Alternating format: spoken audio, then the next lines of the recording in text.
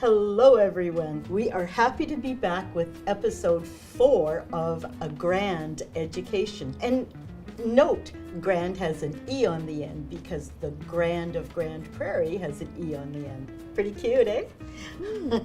Today we're going to explore Hermit Lake, Percy, and McHenry schools. We group these schools because they're geographically kind of close together, just west of Grande Prairie. And because of their proximity to each other, students from all 3 schools gathered from time to time for a little friendly competition in sporting events. Many of the one-room schools had common ground in their development.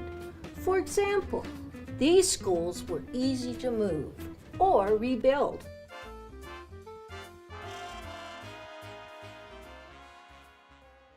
In 1913, a log structure was built by Ray Sears Sr.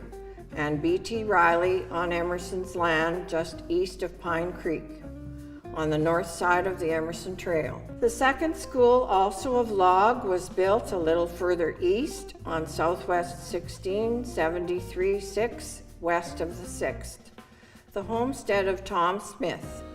This school was sided inside and out, so it was difficult to tell that it was a log building. A new frame school was built on the southwest corner of the Southeast 1773-6, west of the 6th, on the west side of Pine Creek, as there were more students coming from that direction. The lake had been named for a man who lived as a hermit in a dugout on the east side of the lake. In 1916, the district secured 2 acres on the southeast corner of Bill Grant's farm. That August, the Grande Prairie Herald advertised for tenders to build the Hermit Lake School on the southeast corner of Southeast 6, 72, 7, west of the 6th. In 1928, the school was moved onto a cement foundation 1 mile east of its original location on the next quarter over to put it closer to the center of the district. Hermit Lake School closed in 1956, but it was used as a community hall until 1976, when it was moved to the Grande Prairie Museum Heritage Village. Percy School District was organized in 1913 for the area south of Bear Lake and north of Dimsdale. Considerable dissension about the location of the boundaries and the school greeted the new school district.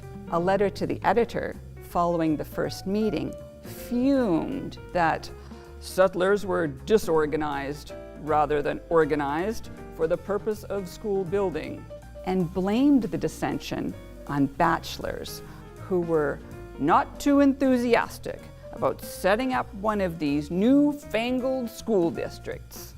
Eventually, the Department of Education changed the boundaries, and Mr. Charles Poppin donated a 2-acre site on Northeast 2571-7 west of 6 in the middle of the new district. These schools also had very nutritious hot lunches served during the very cold Alberta winters. At some point, a lean-to kitchen was added to the school to provide hot lunches for the students. A hot lunch and cocoa program was introduced by Emily B. Payne, affectionately known as Payne, who came to teach for 6 months and stayed 6 years. Now, about the water situations. Most schools didn't have wells, and of course, no city water system. Can you imagine? Let's have a listen to what they had to do for water, which was a necessity. The school had no well, and every day the children carried water from the Cranston farm, about 200 yards away. A table at the back that held an earthen container with a valve at the bottom. This held our drinking water. When you walked in, there was a water pail on a table with a dipper in it. We didn't have individual cups. Wouldn't the health department go nuts? Now, not a word was said. We'd all drank out of the same dipper. I don't remember anybody having terrible illness. So and that wash basin to wash our hands and a towel that everybody dried on. I love to hear about how important sports activities were in the one-room schools. Remember how I mentioned those friendly sporting events between neighboring schools? Well, Ken Head, who is still an avid golfer in his 90s, says Percy School is where he got his start and learned to love sports. We always had sports teams. We had a fastball team. That's where I got my start. Actually, a new start in life, I guess. But my hockey career actually started at Percy School. We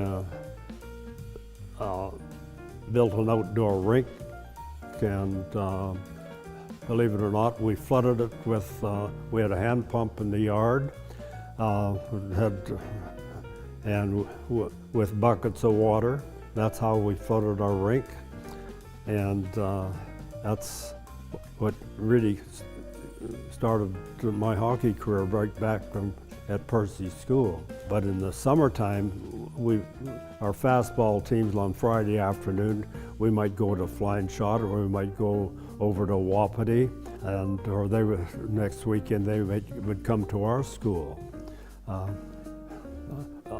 It seemed to be in the summertime, there seemed to be one night a week that all the parents and the older brothers and sisters would gather at the school and play softball, and which, being the young ones standing out on the road catching the balls that would fly out over the fence. And check out these comments about our highlighted schools. Sports days in Sexsmith or Grande Prairie, or simply a baseball game against a neighboring school. All ages working together was part of the value of a one-room school education. The ball games, we'd exchange going to, like, McHenry might go to Canuck maybe twice a month on a Friday, and we'd have to start out early in the morning if they were walking.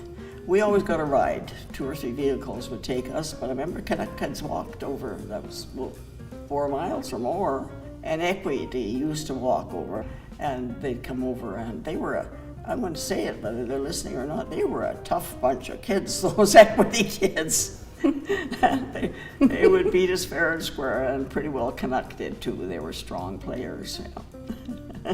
The schools were a center of community activities in so many ways. Christmas concerts, dances, meetings, and even practices for the Grande Prairie Music Festival. The McHenry Christmas concert was the highlight of the winter, with recitations, plays, dances, marching forms, songs, and Santa Claus giving out gifts. The students also participated in the agricultural fair and planted a garden on the east side of the school, with seeds provided by the government. With little summer care, however, the garden yielded mostly sunflowers. These activities demanded the participation of the whole school, as did entries of choral speech or singing at the Grande Prairie Music Festival. Remember how we talked about what happened to the old schools? Some were left to deteriorate, while others were cared for with great energy and passion, like Canuck School. Others became homes, like Wapiti School in our last episode. It's very interesting to see what happened to the 3 schools we are focused on today. The first McHenry School, there were 3 of them. The first one was an old log house, and it was sold and became a blacksmith shop. The name Hermit Lake School may seem familiar. It's the pale yellow building with green trim that's part of the Heritage Village at the Grande Prairie Museum. Charles Tawes, who is the curator and historical resources supervisor at the museum, is going to tell us about its significance and how it ended up as part of the museum's collection. Well, the Hermit Lake School was located originally just west of Grande Prairie, near Hermit Lake. And I don't know if you know this, but Hermit Lake's actually named after a hermit. I've never seen his name in a history book, but there was a early settler that moved to the area and dug a hole by the side of the lake and lived in there for a while, and he was kind of a hermit. So the Hermit Lake School was built in 1916. It opened in 1917, and there must have been quite a need, because I found a reference in a book that they had started classes actually as early as 1913, but they were in settlers' homes at that time. The school taught grades 1 to 8 usually, but occasionally, if demand was there, grade 9. They had one teacher who handled all those grades, although in most cases, the older kids would help with the younger kids. I understand that school had a high turnover.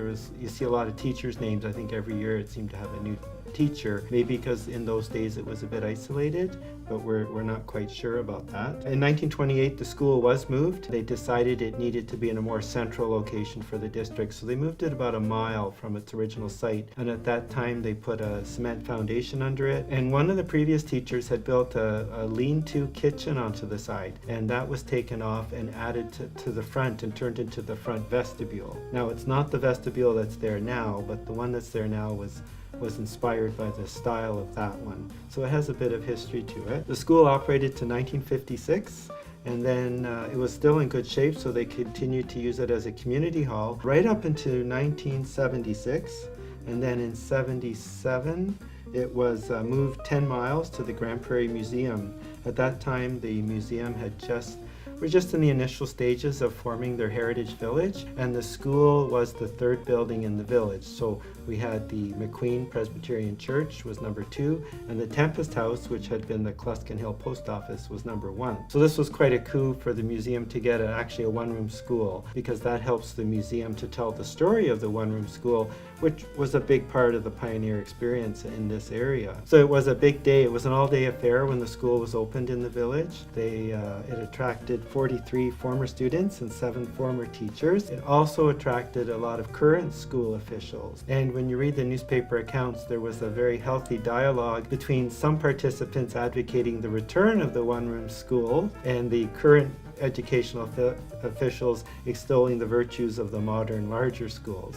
So I can imagine there was quite a nice debate going on. The school has since become an integral part of the village. It's one of the best preserved buildings in the village, and it has a large space, so we can get a whole class in there. We have it all decorated to the time period, 19-teens to 1920s. We have the old Canadian flag, picture of the King George V up on the wall. The desks are all there with the chairs attached of varying sizes for small kids, little kids, and it's used quite a lot for pioneer programs. One of the interesting features about Hermit Lake that I do like to point out is when you walk in, you'll know immediately the difference between the windows on one side and the other. So when you walk into the school, the windows on the right are very small and towards the ceiling, and the windows on the other side, the left side, are normal sized windows. And I don't think a lot of folks realize that there's a reason for that, and the reason is it encourages children to write with their right hand. And again, not much emphasis is made today about what hand a child writes with,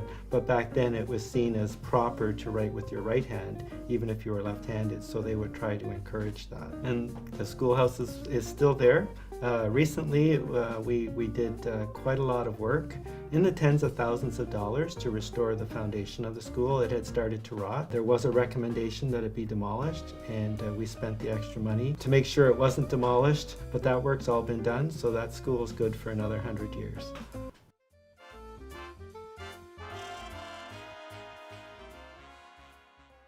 Can you imagine all of today's students drinking out of the same cup? Times have certainly changed. We are lucky to have so many of our seniors who attended these small schools willing to share their memories. We have been mightily impressed with the details of their reflections. To all of you, we are grateful. Thanks for joining us in these tributes. We are busily working on episode 5, and we look forward to seeing you again and again and again.